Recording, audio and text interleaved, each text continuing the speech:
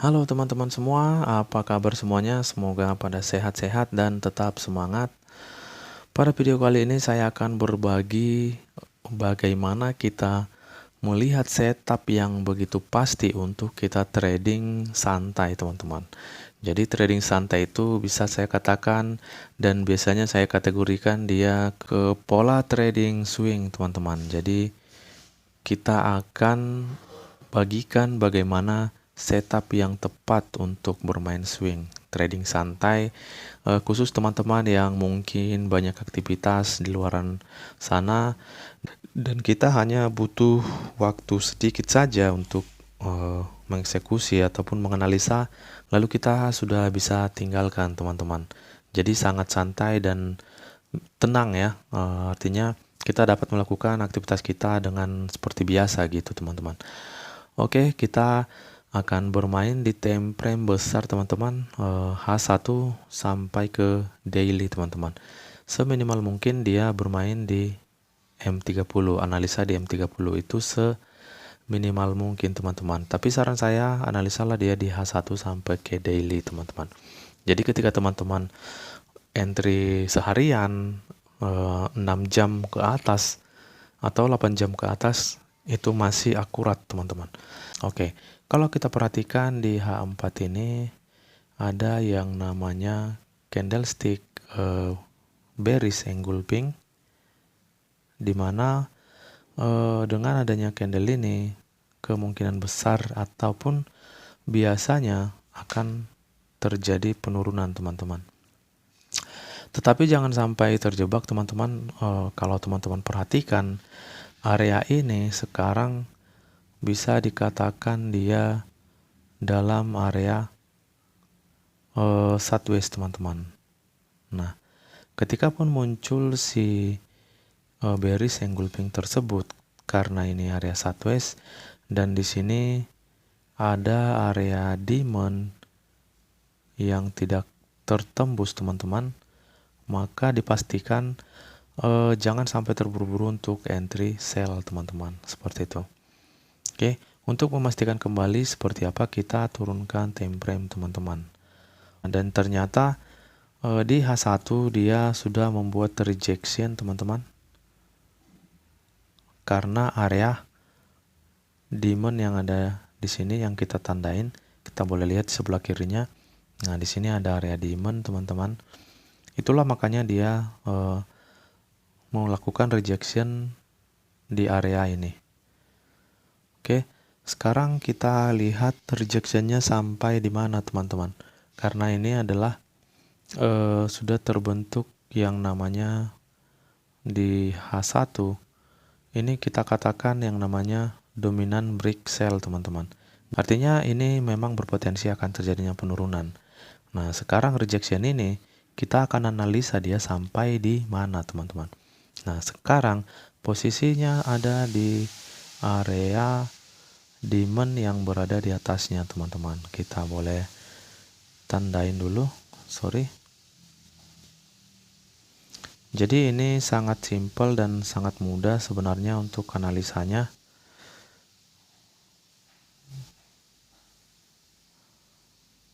Oke, mana dia nih? Oke, kita coba tandain untuk area demand yang ada di atasnya, teman-teman. Oke, jadi di sini ada area demand, maka ini akan terjadi yang namanya rejection, teman-teman. Kita akan tambahin time frame.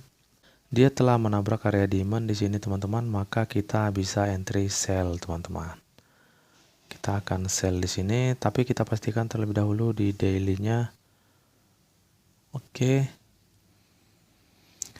di sini kita akan sell, teman-teman. Kita sell dia di sini 0,05. Kita sell lagi. Kita sell dia sebanyak 4 kali saja, teman-teman. Oke, di sini kita sudah sell, artinya 0,05 itu 4 kali sama dengan 0,2, teman-teman.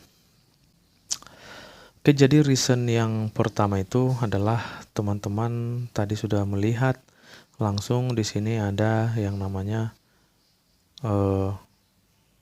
bearish engulfing ini di H4. Nah, maka itu adalah tanda awal untuk terjadinya penurunan, teman-teman. Nah, tetapi di sini sudah terjadi penurunan. Oke. Namun kenapa malah menjadi naik? Seperti yang saya katakan, teman-teman, di sini ada area demand, di mana area demand ini tidak mampu ditembus oleh candlestick ini. Ini sumbunya. Maka ketika seperti ini, maka akan terjadi rejection, teman-teman. Perhatikan setelah dia di reject, ini malah membuat kenaikan, teman-teman. Perhatikan candlestick ini yang punya sumbu di sini. Sebentar. Nah, di sini kan ada candlestick bullish. Setelah dia di reject dari sini, dia sempat naik sampai sejauh ini, teman-teman.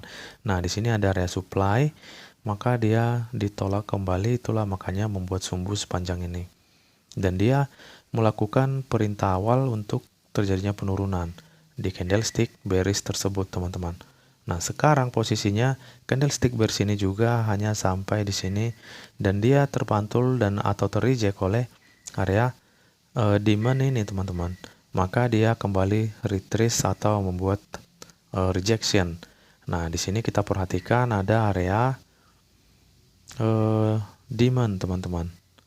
Ada area demand, maka area demand ini bisa kita jadikan sebagai setup kita untuk melakukan entry sell, teman-teman. Jadi itulah setupnya atau alasannya atau reasonnya kenapa saya mengambil sell di sini. Ini untuk jangka panjang, teman-teman, setidaknya seminimal mungkin ini 4 jam ke depan, teman-teman. Itu seminimal mungkin karena satu candlestick di H4 ini akan terbentuk selama 4 jam, teman-teman. Oke, jadi itu seminimal mungkin. Kita akan tambahkan satu lagi biar pas, teman-teman. Biar pas 5 entry. Oke, sekarang yang paling pasti kita harus pasang yang namanya risk dan reward. Kenapa? Ini adalah bermain swing, teman-teman, dimana kita tidak memantau layar setiap saat ya.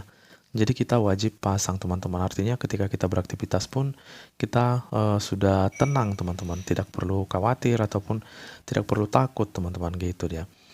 Oke, teman-teman. Jadi untuk pemasangan risk dan reward, teman-teman bisa tentukan target daripada teman-teman. Misalnya teman-teman mau ambil sekitar 20 pips misalnya, kita bisa ambil di sini. Nah, ini angka 20 pips. Kita langsung aja buat di sini. Oke.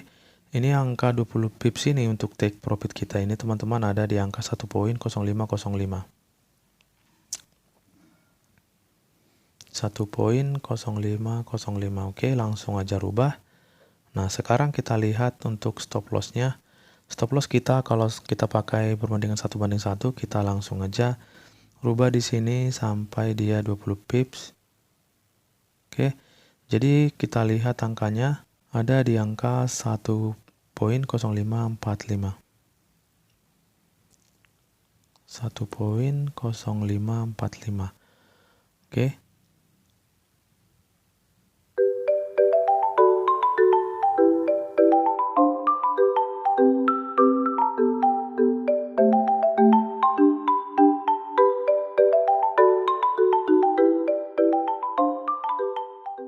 Oke, jadi untuk risk dan rewardnya sudah kita pasang, teman-teman. Kita tinggal nunggu aja, nanti hasilnya akan kita upgrade, teman-teman. 2 hours